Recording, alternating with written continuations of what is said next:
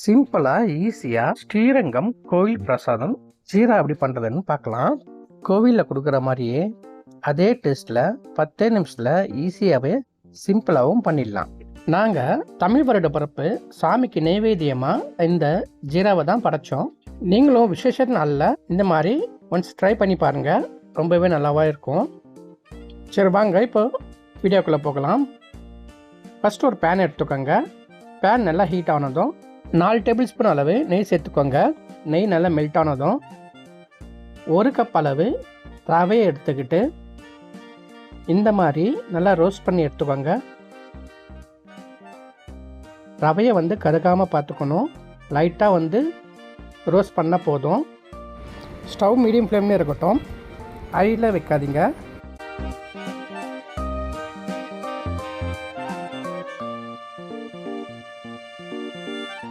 ஹையில் வச்சிங்கன்னா கருத்துரும். அதனால் லோ ஃப்ளேமில் வச்சு இந்த மாதிரி ரோஸ்ட் பண்ணி எடுங்க. நீங்கள் ரோஸ்ட் பண்ண நல்ல ஒரு ஸ்மெல் வரும்.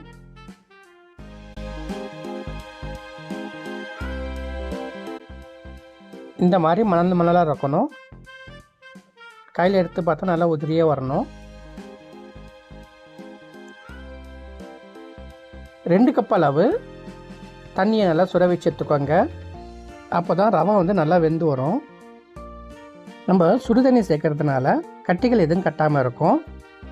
நல்லா மிக்ஸ் பண்ணி விடுங்க. மிக்ஸ் பண்ண அந்த நம்ம ஊற்றின தண்ணியெல்லாம் நல்லா அப்சர்வ் பண்ணிக்கும். பாருங்கள், தண்ணி எல்லாமே இல்லை காணாமல் போயிட்டுருக்கு. கேசரிக்கும் இதே மாதிரி தாங்க. சுடு தண்ணி நல்லா கொதிக்க வச்சு சேர்த்துக்கோங்க. அப்போ தான் கட்டிகள் எதுவும் கட்டாமல் இருக்கும். கைவிடாமல் நல்லா மிக்ஸ் பண்ணிக்கிட்டே இருக்கணும்.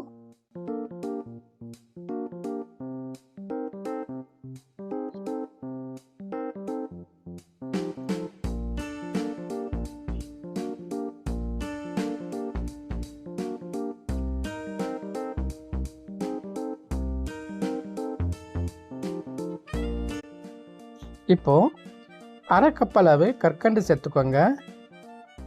அதே கப் அளவில் வெல்லத்தை சேர்த்துக்கோங்க. ஸ்வீட் இன்னும் வேணும்னா இன்னும் 1/4 கப் அளவு வெல்லத்தையும் கற்கண்டும் சேர்த்துக்கோங்க. வெல்லத்தையும் கற்கண்டும் சேம் குவான்டிட்டி தான் எடுக்கணும்.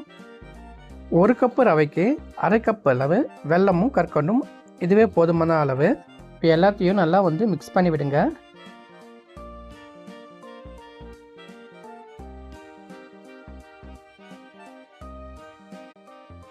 கற்கண்டும் வெல்லமும் நல்லா மெல்ட் ஆனதும் திரும்பவும் கொஞ்சமாக நெய்யை விட்டு நல்லா மிக்ஸ் பண்ணி விடுங்க.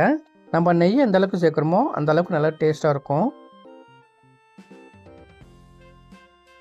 ஸ்ரீரங்கம் ஜீரானா நெய் தான் நல்லா ஸ்பெஷல். இதில் நெய் எந்த அளவுக்கு சேர்க்குறோமோ அந்த அளவுக்கு நல்லா டேஸ்ட் கொடுக்கும்.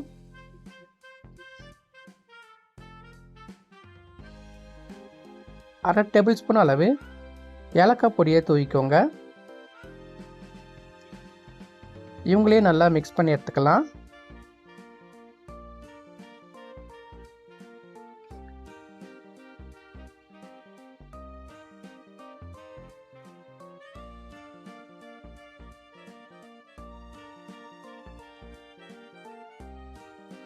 பாருங்கள், நான் நெய் சேர்த்துட்டு இருக்கேன். இந்த மாதிரி அடிக்கடி நெய் சேர்த்துக்கணும். பச்சை கற்பூரம் நான் சாம்பிளுக்காக அவ்வளோ பெருசாக காட்டினேன். ஆனால் சின்ன பீஸ் தான் பச்சை கற்பூரம் போடணும். நம்ம சாதா கற்பூரம் போடக்கூடாது. பச்சை கற்பூரம்னு சொல்லி நாட்டு கடையில் கேட்டால் கொடுப்பாங்க. அதை வாங்கி சின்ன ஒரு பீஸ் தான் நம்ம போடணும். அதிகமாகலாம் போடக்கூடாது.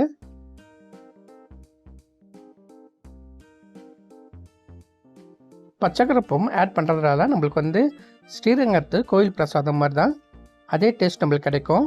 பாருங்கள், எந்த அளவுக்கு நல்லா சூப்பராக இருக்குது. லட்டு மாதிரி விழுந்துருக்கு பாருங்கள். நம்ம நெய் அதிகமாக சேர்த்துருக்கிறதுனால இது சீக்கிரமாக கெட்டு போகாது. மழை நாளுக்கும் வச்சு சாப்பிட்லாம். ஓகே ஃப்ரெண்ட்ஸ், இந்த வீடியோ உங்களுக்கு பிடிச்சிருந்தா லைக் பண்ணுங்கள், கமெண்ட் பண்ணுங்கள், சப்ஸ்கிரைப் பண்ணுங்கள். பக்கத்தில் இருக்க பெல் ஐக்கனையும் கிளிக் பண்ணுங்கள். அப்போ தான் நம்ம போடுற வீடியோ உங்களுக்கு நோட்டிஃபிகேஷனாக வரும். ஓகே, பாய் பாய்.